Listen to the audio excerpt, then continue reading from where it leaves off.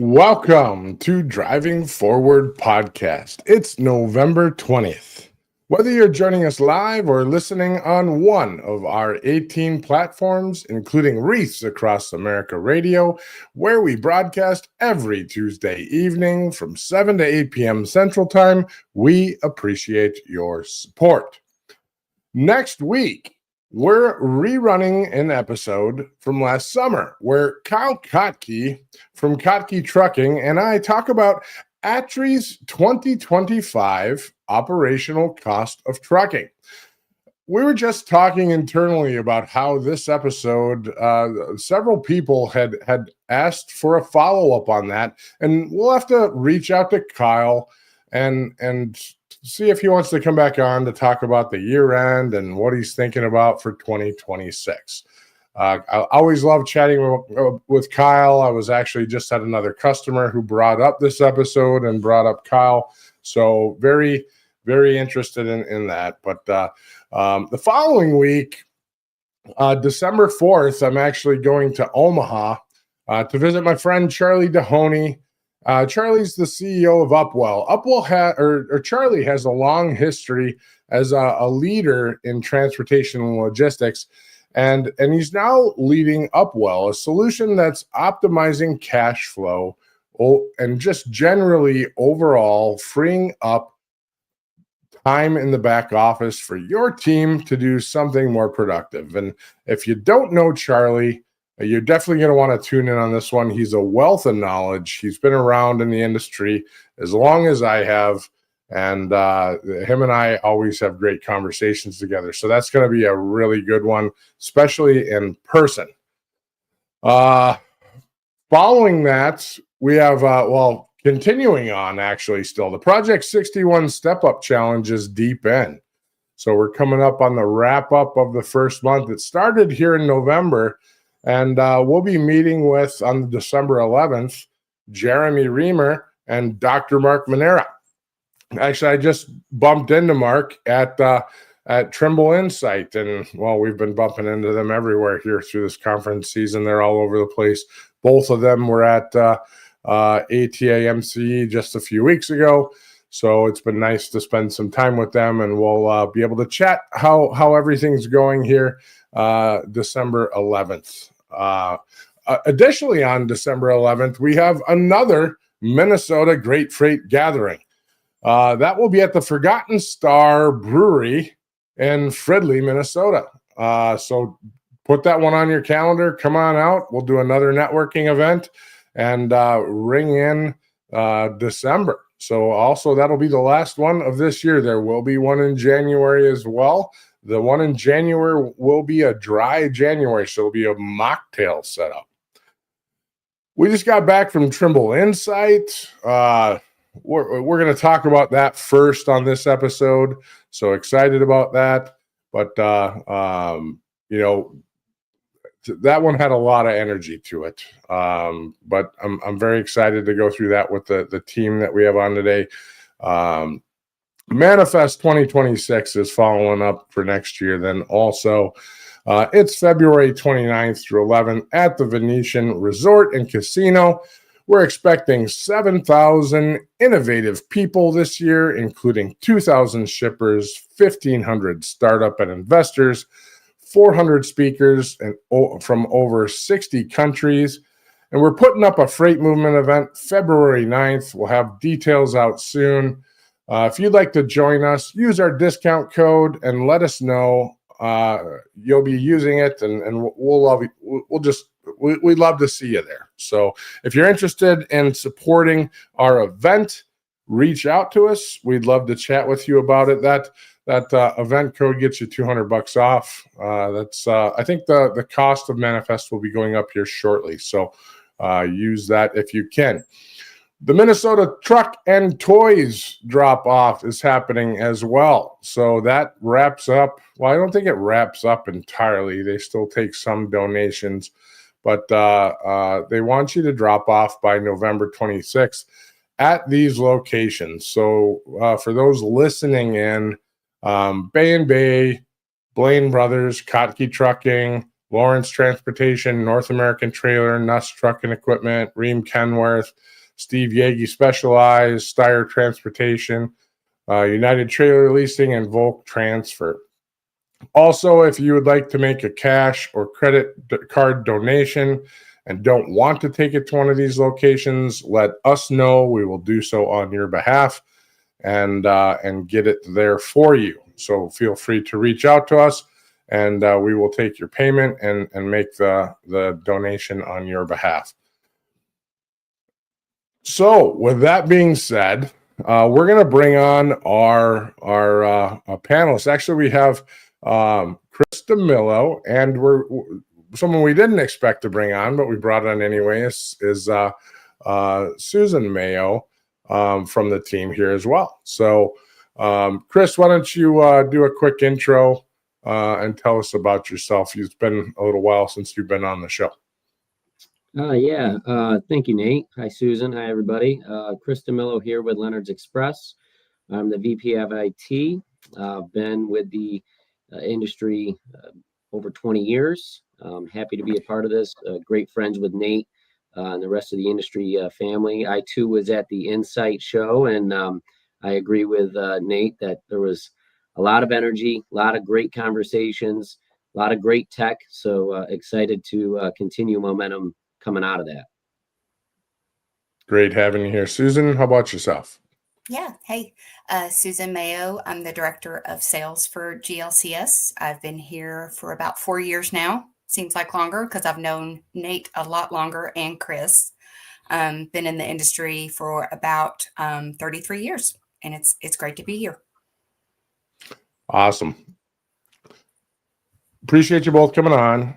We both just got back from Insight in New Orleans, and I think all of us are still in recovery from that. So it was a wonderful event. It surpassed my expectations, to be honest with you. So what's the initial take from Insight for you both? Let's start with Chris. Yeah, so I would agree it exceeded some expectations. Definitely better than the last couple of years from my perspective. Had some really great conversations with some existing vendors, potential new solutions. AI, I expected that to be a heavy theme across the show. No surprise there, I don't think. Trying to unpack that onion layer of opportunity and figuring out what's sticky, what's not, what's real and what's not. You talk about freight in the industry beyond tech, right? Everybody, I think, is suffering the same challenges, looking for solutions where applicable. And I think we might get into some of that topic here later today or later in the show here. Yeah. Definitely, I would echo that. I took several informal polls while I was on shuttle buses, at the airport, and to a person, everybody admitted while attendance was down a little, the market's down a little, it was hard to get away for this one due to mainly, I think, just the time of year, but everyone commented on how great of a conference it was. Everyone was so engaged and so plugged in, and getting things done. And I really have to applaud the Trimble team. They were so accessible. Obviously they're going to be part of the event, but they were everywhere, sitting down, having conversations. So I just thought it had a great feel to it. One of the fleets I was talking to at the airport yesterday has well over 1,000 trucks. They loved kind of that community feel of it. And they felt like they were able to get through the exhibit hall, to talk to everyone. And obviously, as always, and I think especially because it was New Orleans, our time outside of sessions and in the evening was just absolutely perfect. Perfect city, perfect venue to foster these conversations. So I loved it. It was also my first time to New Orleans, so it was a great way to dip my toe into the crazy. Yeah, there's things I never like it when hotels are broken apart like that, but the city surpassed my expectation. At first, I was a little skittish about it, but as it went along, I sort of warmed up to it a bit more. The event itself, um, conferences this year have been down in general. Trimble actually did a really good job of accommodating that. I think they knew that was going to happen, so they propped it up. They sort of accommodated that with just embracing the fact that, hey, we know this is going to happen, but let's not reduce the content. Let's continue everything, and let's just know that. Yeah, and even on top of that, they did everything they could to bring everyone there that they could. So I don't think anyone looks at anything or any solution provider and says it's down because of the solution provider. It's down because of the market. But the content that they provided was and the classes were wide. It actually reminded me more of Transforum now that I'm sitting here talking about it. And we haven't seen that in 10, 11 years. So, and Chris, were you back in those days, back when the classes were a little more specific? Maybe the education classes weren't quite as deep like they used to be, because some of those used to be 2 hours long, but the subject matter was extremely wide, I think, this time. No, I would definitely echo the same thing. Even with Susan's comment there around the community feel, and maybe that's just due to the downsize in attendance, the accessibility of more Trimble people, because you're not fighting for that attention. I'm not sure, maybe a combination of both, and vendors too, right? In the event, in the expo hall too. Right, absolutely. I can agree with that. Yeah, everyone was. It could have been just the size and the accessibility to anyone and everyone. Lots of great discussions, lots of great meetings. On my flight back, it was sort of half full of people from Trimble, or the conference. So, of course, I'm flying back to Minneapolis. So, but anything else to add about this particular event? I mean, I've got all kinds of pictures and other things I need to get to and get some reels out about it, and I just haven't got to them yet. I slept in this morning a little bit. You needed to. You were busy. I mean, I know you two are gonna continue talking on communicating that tech ROI and how you sell that, or communicate it to the executive suite, the C-suite. But as I watch both of you, especially Chris, I mean, I've known Chris forever. I've tried to sell Chris a lot of stuff in my career, things to help. But you are so generous with your time and your opinions. But it was so great to watch you on the exhibit hall floor, sharing best practices, encouraging people, to go to certain sessions. Obviously watching you with your new best friend, Lacey Paget, with online transport, just really, it just struck me that that's how you do it. You bring in that kind of third party outside of your organization. You let them talk about how to do that, because nothing speaks more than experience. So I just really commend you. I mean, honestly, both of you, but I don't normally get to see Chris in that element. I'm at a lot of conferences. I've been to Leonard's a few times over the years, but I know we talk about networking so much, maybe too much, but that really is how and where it happens. Just, fleets helping other fleets. At the end of the day, that's what it's all about. And you just did a great job, and you were running on fumes, mainly because you nonstop talking, and you never didn't have time for someone. Well, Chris, thank you. Nice to you. No, thank you. And it really was a pleasure to participate with Nate on that panel. If you didn't catch it, for any of those watching, I'm sure there's those slide notes there. I really enjoy networking. First of all, it's how I learn. A lot of how I learn. I like my network, my community of colleagues. They're trusted advisors.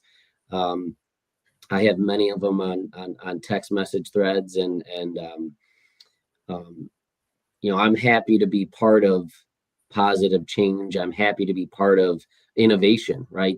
That's kind of why we're all there. And not just for me and my company, but to be a good steward in the industry too. And it's exciting. I got to tell you, I went to school for technology, not knowing what industry I would land in, and then here I am, 20 years later, and I think this is one of the greatest innovation stages of my career with all of the freight tech coming out. And it's exciting and maybe a little scary. And we can talk about some of that here coming up. But thank you.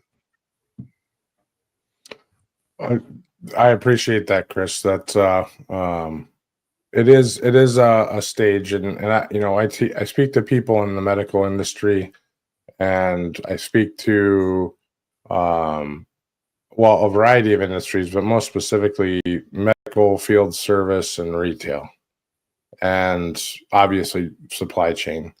And the one thing that you hear from those is that are aware of the supply chain industry is that we have a level of passion that they just do not have. None of them. They're not anywhere near it. So we're so passionate about what we do, not even on the technology side alone, but just in general. And I think a lot of us have said this, especially those that are operators, but once you're in this industry, then you stay in this industry, right? You don't typically, someone who's transitioning to another, how many times have you seen someone in technology in this industry actually go to technology outside of this industry? It happens, but it doesn't happen that often. They usually find technology in this industry somewhere else. Where other industries, people will find something wherever it may fit because it's a fairly simple blend. And they're not too worried about staying industry specific, but your network here and you develop, it's one of the largest, smallest industries out there. And because of that, we become passionate. And I think I talked about that in the panel about how that really drives a lot of this stuff forward. So, but I appreciate all of that. So I'm going to run forward, and Susan, if you just want to participate in this as well, I know we didn't have you on the thing, but it made sense. So, but you do a lot of this. Absolutely. So, and this is the same questions that we had in our panel. And if any of the audience wants to chime in with additional questions, we would love that. So, and I know there's a number of people watching, so we get to see those numbers. So how do you define success when it comes to technology adoption? So Chris, do you want to take that one first? Yeah, sure. I think from our conversation, it's got to start at the beginning of the project. I think you first need to understand, the business challenge, the problem you're trying to solve, understanding that pain, and I think internally that'll develop those requirements that are so key to understand success. We talked about timing a little bit, right? Time frame, timeline. What are you attacking, right? There's so much technology out there for potential solution adoption. Each project is going to have its own measurements, its own data requirements, its own KPI and measurement of ROI and success. Change management is a huge part of it, adoption of it, right? Because of such the vast market of product out there right now, people are trying to step through all of those and figure out, again, what's sticky and what makes sense. You've really kind of got to take a look in the mirror and again, understand understand yourselves, understands the requirements, the solutions. Do they apply? What are you going to measure? Things like that. Susan, you have some comments on this too? Unmute. Just having a process. That's the main thing. I don't know why I see it over and over again, but just the resistance to asking these hard questions internally. You said something in the session the other day that I'd never heard you say before about, and we do this, but I just think you articulated it really well. Having the trucking company or their brokerage, prove to us why they need to do something. But really, I think what we're getting at is we know if they're asking those questions, as I've mentioned before, we just want everything uncovered up front. It saves us a lot of pain. I mean, honestly, it's going to save them pain, cost, extra time. So just having a process, asking these questions early, it's going to help everyone at the end. And this sounds simple. It sounds cookie cutter. Almost no one does it. So it's hard. Companies are like families, and there's infighting and there's different agendas. That's why obviously I'm a huge fan of a third party helping you do this for that objectivity, because these are hard questions.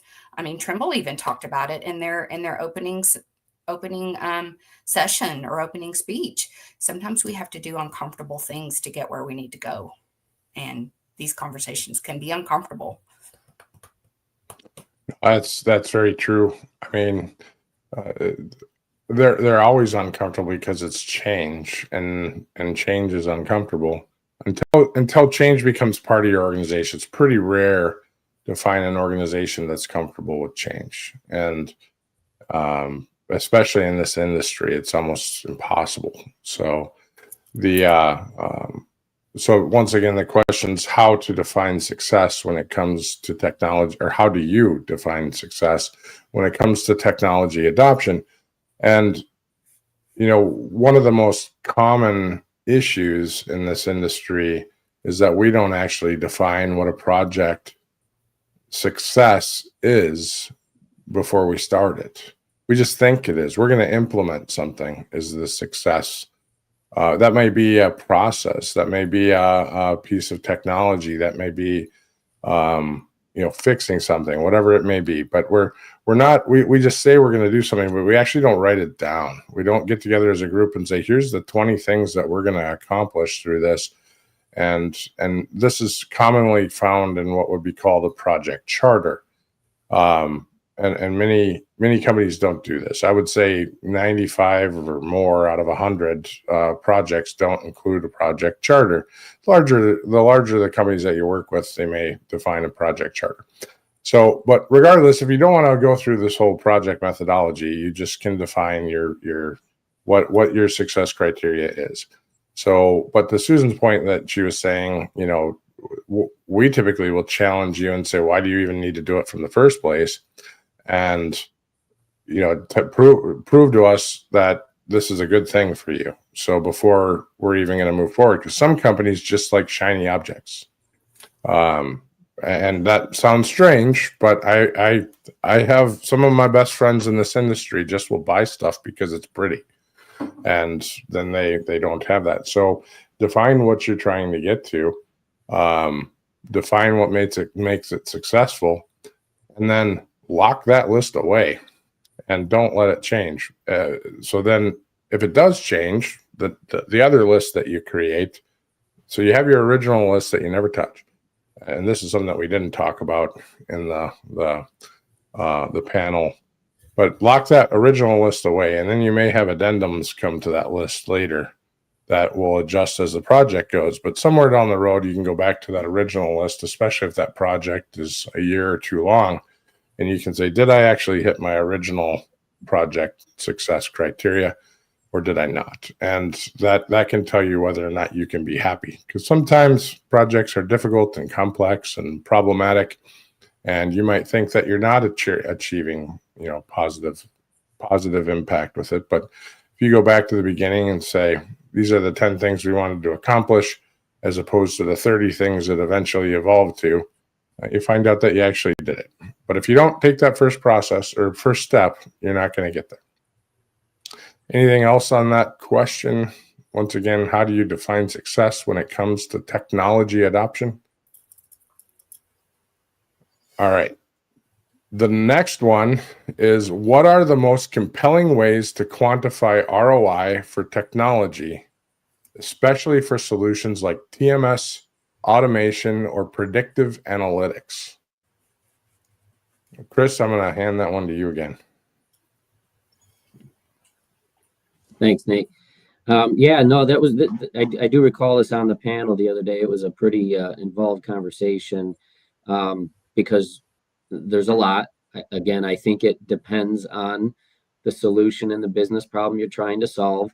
There's hard numbers. I think we talked about the hard numbers, the hard, quantifiable, easily defined, measured, whether it's financial or operational or some other metric, right? That's built on data and facts. And then there's the soft ROI. And Nate, I know that you've got a lot to speak on that piece, right? Adoption rates important. Labor, right? If you're attacking a solution that is going to attack a labor challenge, understanding the hours or how that correlates is going to be very important to understanding ROI. Revenue growth, cost containment, these are all hard areas that should be considered and defined and agreed on. And then, as we mentioned in the previous question there, time frame, timeline's important, right? Nate, I think you said on the panel that a 4-month project shouldn't take a year. So how do we hold accountable to timeline? How do we hold accountable to those hard metrics and see the value and drive it through to success? Lowering the total cost of ownership of something. Again, I go back to, it depends on the solution, but there's hard and there's the soft ROI metrics. Yeah, absolutely. The hard and soft. So hard is simply the factual data, right? The things that you can say, this is a number that goes away or gets added on. This is an increase in revenue. This is a decrease in cost. And it is going to happen if we do this. And there are things you can take to your CFO and they can factor it into a firm ROI. A soft ROI is, we're going to free up man hours, but we're going to reapply those man hours somewhere. We're going to have a feeling about something. We're going to have a better UI, so it should allow for better visibility to things. We should be able to make better decisions on things. But a hard ROI hits a P&L immediately. You should see it. A soft ROI can impact the P&L, but you're not necessarily going to see it very, very quickly. Now, you can categorize that soft return on investment into various areas, but it can be difficult, and that's where it becomes that lots of times soft ROIs, if you have no hard ROI to go with it, no dollars and cents, and it's just simply a soft ROI, it can get categorized as a nice to have. So that really, if you're a IT representative, or if you're a champion of a product or a process that you're trying to put into place at a business, and all you can categorize as a soft ROI, you have to break that down further. You have to go deeper into that return on investment and find out, where can we monetize this? Where can we monetize this or quantify it into a way that is measurable? So in some way, shape, or form. And that can be difficult. Otherwise, it's once again a nice to have, because it's a feeling, it's an idea, it's something like that.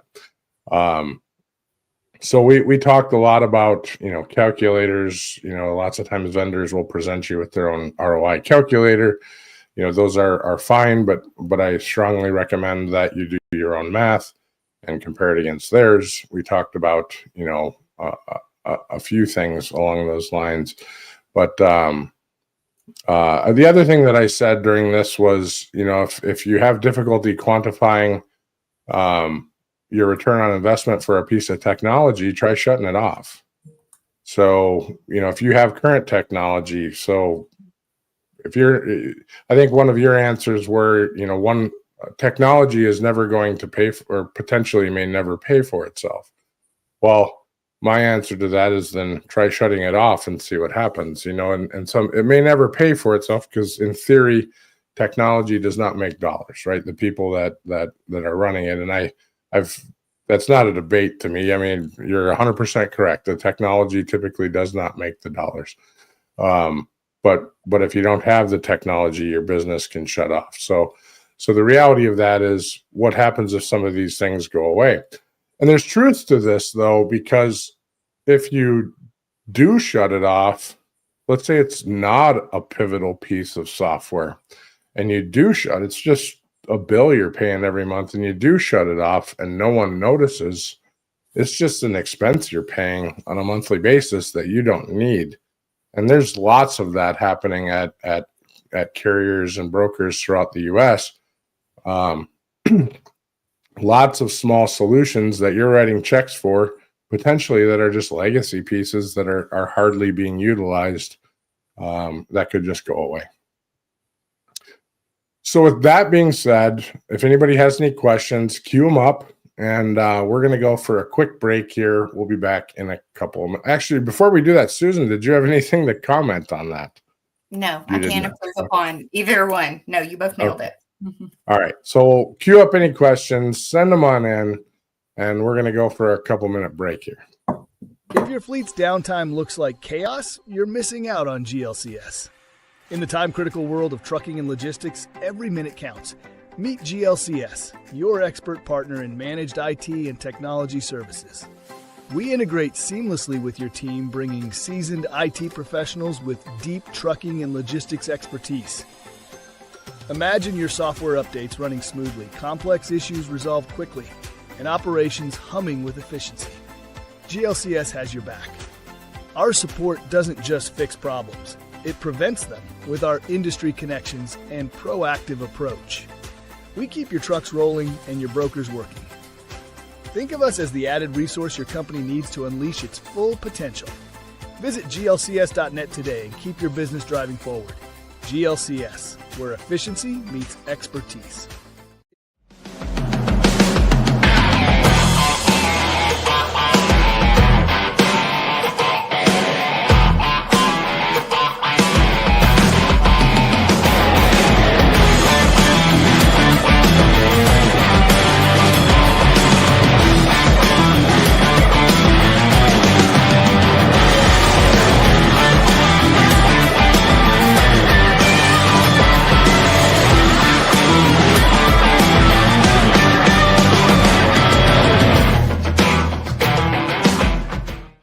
Every generation, every sacrifice. Our nation's service members have stood up for our freedom, our families, and our future. Now it's our turn to stand up for them. This year, you can honor their service in a deeply personal way by sponsoring a $17 Veterans Wreath. Each wreath is more than a symbol. It's a heartfelt tribute to the heroes who served and to the families who carry their legacy. Visit wreathsacrossamerica.org to sponsor a wreath today.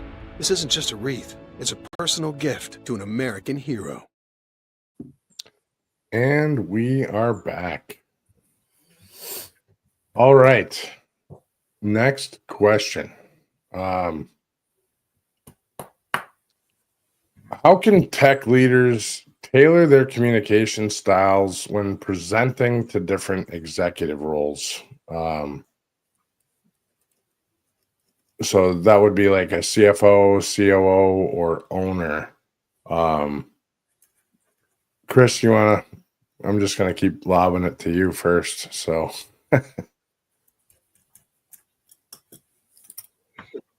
No, that's okay. I apologize. I don't know if it's mine screen that's freezing here. So I'm trying to make sure I'm catching up with the Yeah, you're question. clipping a little bit, but it's not Yeah, too so, bad. The audio. you got to know your audience, and that takes time, right?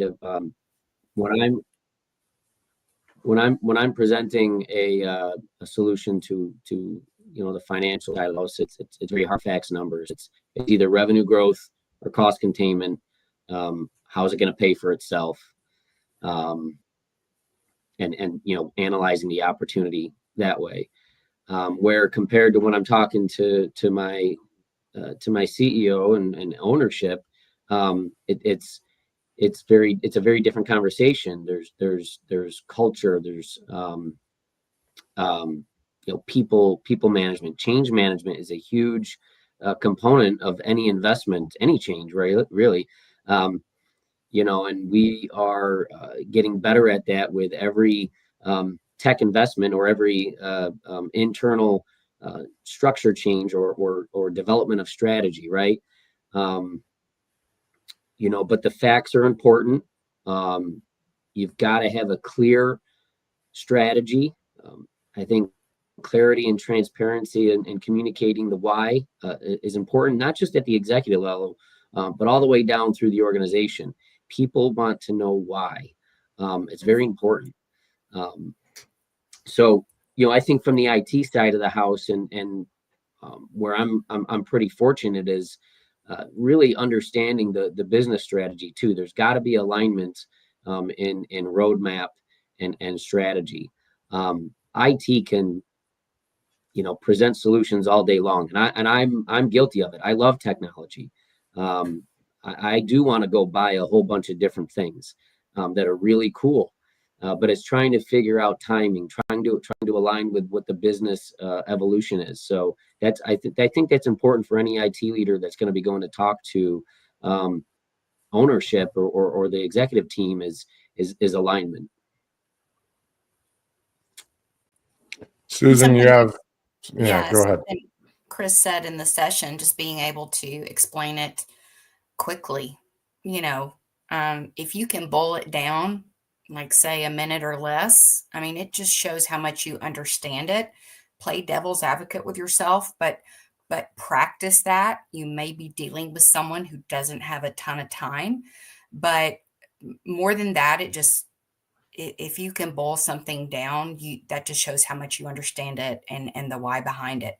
So make it simple. In your speech and your delivery, have an elevator pitch for it. You're going to have plenty of time to work backwards from there and get into the weeds, but don't start there. No, it's absolutely true. And I think it very much so. And my voice is really starting to go now, finally. So lots of loud noises for the last 4 days finally caught up with me.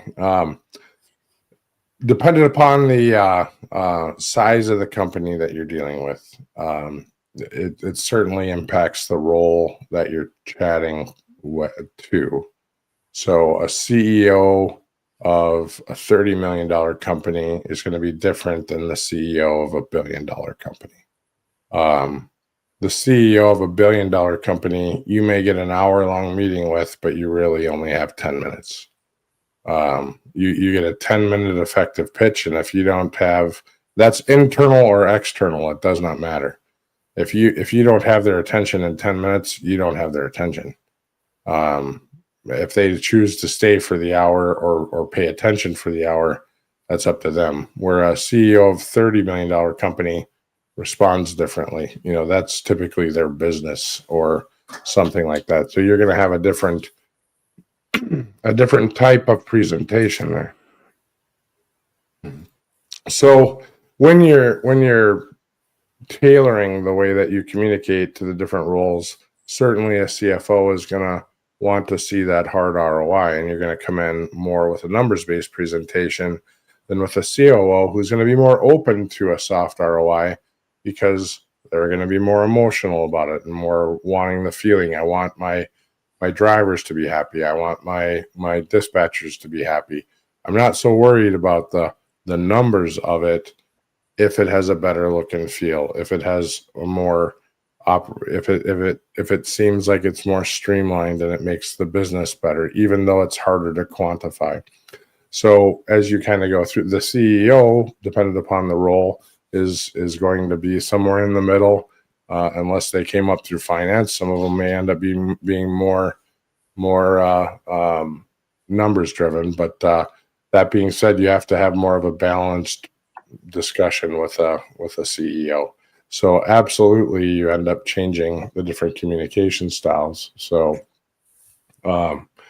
Chris had commented on the why, right? So some of that is discussed by gathering requirements in the beginning, and that's something that we challenge. We talk about, you had said, have the company prove to us that they need to change, right? So when you're circling back to talk to the executive team about committing down the path of a project, presenting them with the why to ensure that they agree with it, or potentially asking them instead of presenting them. First present them with the difficulty, and then ask them why you would want to change, to see if it aligns with the why that you're going to present them with. So potentially they're going to say, these are our challenges. They may come back with you with the answer that you're going to present them. So anytime that you can get your leadership team to come up with the idea instead of presented with the idea, you're going to be better off. So we talked about going up, but if we manage down, so what kind of communication styles are we using to work with all of the users and the people in the field? So we talked about tailoring the communication styles. It's certainly one tactic to go to the executive team, but is it a different tactic to increase adoption and whatnot to go to the users? So Chris, do you want to take that one?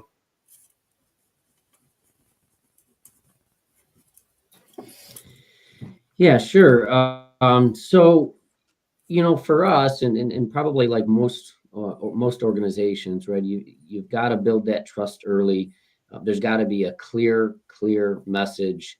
Once you move past the executive team and you have the buy-in support, and driving that down through the organization is very important. You've got to build that trust team, which we can talk about here around internal champions. But again, communicating the why, being clear and transparent is of the utmost importance, because generally, people don't like change. We're creatures of habit. The industry is very, very rooted in structured operation. And when you disrupt that, when you innovate, when you change, that can cause a lot of angst and anxiety. So a clear, transparent message, communicating the why, very important, top down and laterally through the organization. And then once that messaging is out, you build your internal champions, your drivers, your passion people. And we talked about passion earlier in the segment, but also on the panel, right? There's a ton of passionate people in this industry and within your organizations. Those are going to be great champion prospects for delivering successful change, owning the product, owning the solution, owning the collaboration and communication. So tapping into that trust network in your organization is very important. There has to be a return or an ROI for each person at your company, not just the company. Make everyone part of it. Identify what that means to each person and run with it. As much as you can, do that before you ever talk to your executive team. I know technology in particular can be unsettling for folks. Maybe they're worried what it's going to change about their job, but when you can do that. And if you have that buy-in, yes, those are our champions, but maybe you understand that front and back office, before you ever start communicating. But yeah, just figure out what it is for each person and build on that. No, I agree. I think the way that we look for champions, so when we engage with a client or customer, we're typically going out and reviewing every process or most processes, any high volume process that someone is executing on so if we're replacing a solution, for example, we're going to evaluate every process related with that solution, and we're going to interview every user or a lot of users that are executing that process. And so as we're doing that, we're looking for champions. We're looking for either a current subject matter expert or someone that we can turn into one. And that's not always the person that's the most skilled, but it's sometimes the person who's the most passionate. And sometimes the business is surprised on who we bring back to them because it's someone who's probably HR risk. So, but they're an HR risk because they're passionate, not because they're difficult. I mean, they want to challenge because they're looking out for the business, not challenge because they're just flat out difficult. So, and that's sometimes a fine line to watch, right? I think I went on a TED Talk during the panel on this one for about 10 minutes. Yeah. And I'm not going to do that now, but we went more into implementation methodology, but the reality of it is to identify those people early on and start communicating to them because they're passionate, they talk a lot, and what they say gets disseminated out to everyone else in your organization, and that's extremely important. The more that they talk, people will listen. Sometimes they might be considered annoying, but they're going to be talking, and that gets pushed out. I think our moderator had defined them as a snowflake, and my comment back to her was, you have to learn how to melt them. So, and if you do that, you're going to get better adoption rates. Additionally, you're going to have your more traditional champions who are currently your subject matter experts in their current roles. They're going to want to stay that way. They're your power users. They know everything. They want to be that person again. They're your obvious choices. But additionally, as you're going forward, as you're wanting to build tech initiatives within an organization, you want to have committees. So especially in roles so if you're putting out a new ELD, for example, if you're looking for a new ELD, that's going to impact all your drivers. You want to have a driver committee that's involved in this. But those drivers should not be all your best drivers. As much as you'd want to say all your drivers are your best drivers, you want a committee of drivers that are good drivers, average drivers, and not so great drivers.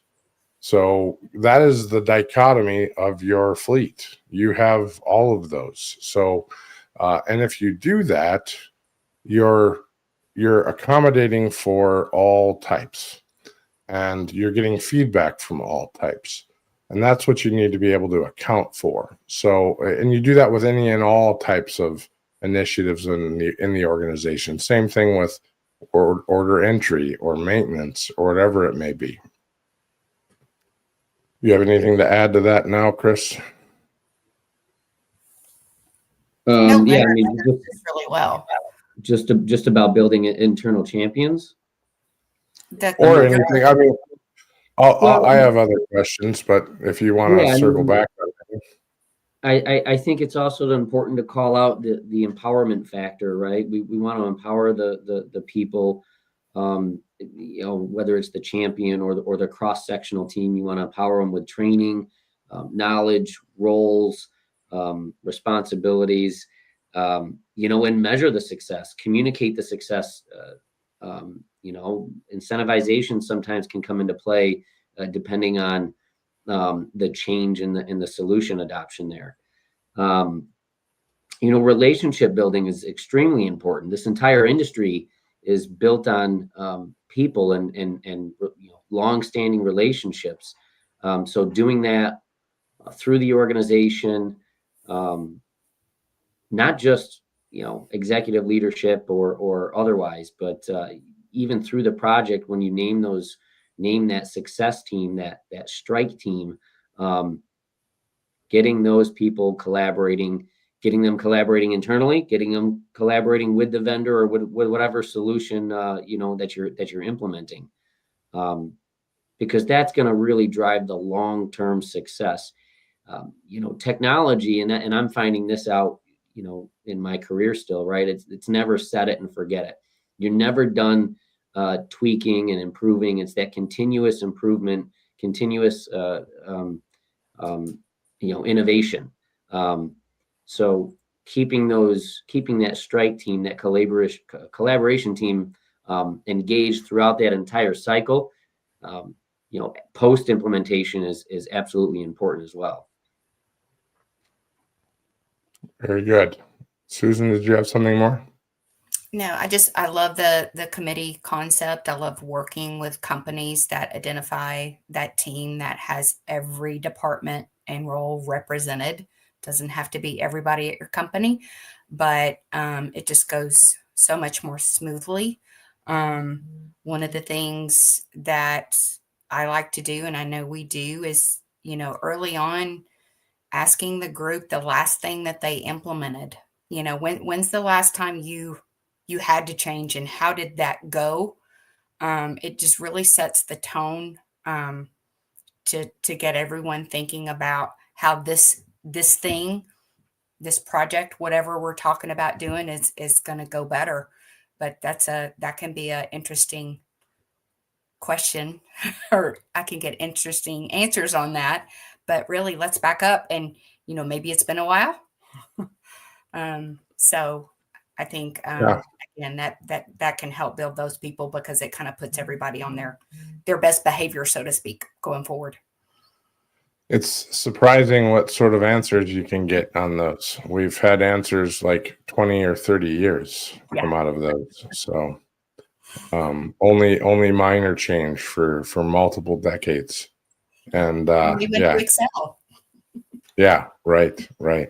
And it's your change is then a quadruple down effort, and to keep people on guardrails as you're going through. So I'm going to throw a final question out there.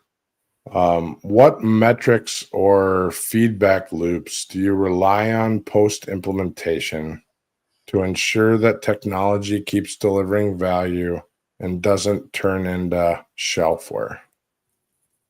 Just doesn't really fall in line with what we were necessarily talking about, but I think it does come into line with the ROI portion of what we've been talking about, to ensure that when you do achieve a return on investment, later on down the road, you don't lose that return on investment.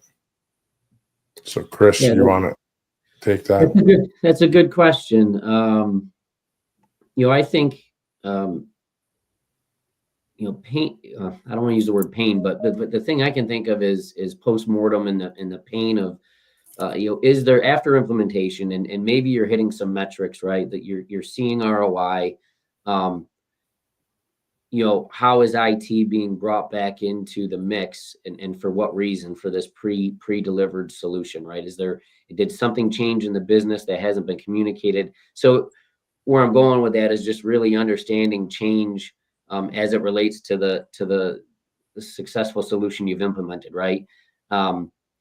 Because if we have to go revisit, we need to understand why.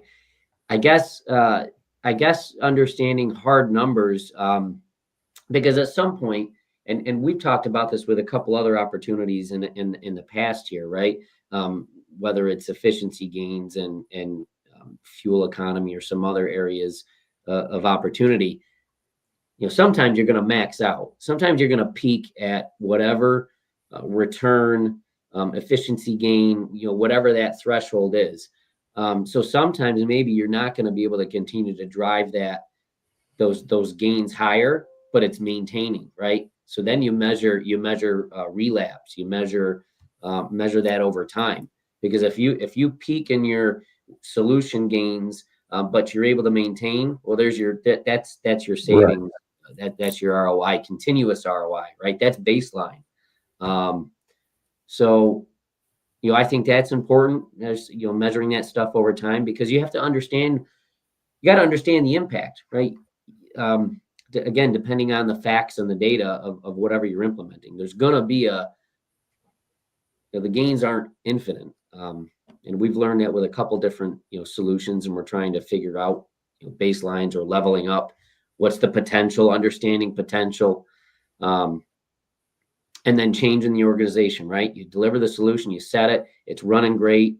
Something's not working again. IT's brought back in again, understanding that why and resetting, re-level setting. Does the solution make sense anymore? Do we have to reevaluate something else because of operational changes, business direction? And that's important too. And I think that, we're actually getting a little better at that, is understanding or shortening the reevaluation period of innovation, right? Because, businesses, markets, everything's cyclical, right? Technology even comes in waves too, right? So at risk of going to buy the new shiny object, we are long past the days of putting in a tech solution and letting it run for 10 years. We can't, right? You can't do that too. So you've got to be smart about revisiting, that continuous improvement cycle around your solutions. Absolutely. I think, Susan and I see it a lot, maybe not with the larger solutions become obvious where they get stagnant because your company feels it, the users feel it. The smaller I specifically picked shelfware for a reason. And that's because the smaller solutions just get moved to the back of the shelf and you don't realize it. So, we challenge that. List your software that you're paying on and review it frequently, because sometimes it just doesn't get used, and ensure that you're monitoring it. And I mean, that can be a decade after the fact and you don't know it, but you'd be surprised how often we encounter organizations that are paying for software still on support that they haven't touched in 10 years. So it happens every day. I mean, this is a very common thing, but it's not the primary solutions that you're interacting with. I mean, those are very obvious. It's the secondary and even below that. So, or sometimes it is the primary, but it's components of the primary, that you don't need anymore. So keeping that in mind. And I know I want to be cognizant of your time. So how can people find you, Chris? Yeah, I'm on LinkedIn. We found Susan, our dog founder. Yeah. Almost made it. I am on LinkedIn. You can ping me, message me. I can share, or Nate can share my email. I'd be happy to talk to anybody about innovating, problem solving, definitely problem solving. And I'd like to learn too, right? So I ask a lot of questions of a lot of different people, and I love to take solutions back and figure out how we can leverage best practices, because really that's all we do in the industry, not just within IT, but across the spectrum, right? Best in class. Appreciate you being on today, Susan. How can people find you? I have one more thing to say. Ask your vendor for a quarterly business review. That's your feedback loop. Keep doing them. We do them, but ask for that. That's it. Susan Mayo, smayo@glcs.net. I'm also on LinkedIn. Beautiful. Well, thank you both for coming on. And we're just going to wrap this up nice and quickly. Chris, it's been great hanging out with you for the last few days. Yeah. Enjoy a peaceful weekend and Thanksgiving, and we'll catch up with you soon. Thanks, everybody. Thank you, guys. Thank you, Nate. Thanks a lot. All right, everybody. That is it. Stay curious, stay informed, keep pushing the boundaries of what's possible. Until next time, drive forward with purpose and innovation. Thanks for watching.